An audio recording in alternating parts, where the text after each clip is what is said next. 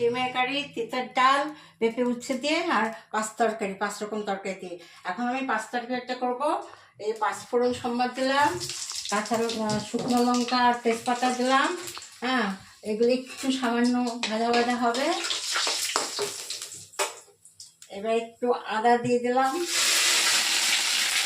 আদা বাটা। এবার আমি সবজিগুলোকে ছেড়ে দেবো। নুন দেবো 1 চামচ নুন, আর 1 চামচ হলুদ, আর 2টো কাঁচা লঙ্কা। নুন দিয়ে দিচ্ছি। এবার 1 চামচ হলুদ দেবো, আর এবার 2টো কাঁচা লঙ্কা দিয়ে দেবো। কেটে একটু ভাজা ভাজা করে নিলাম। এবার সামান্য একটু জল দেবো, জল দিয়ে ঢাকা দিয়ে দেবো। ধরো 5 মিনিট ঢাকা থাকবে, তারপর একটু সামান্য মিষ্টি দিয়ে নামিয়ে দেবো।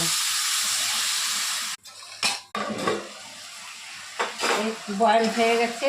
এবার একটু সামান্য মিষ্টি দিয়ে একটু সামান্য মিষ্টি দিলাম, ব্যাস।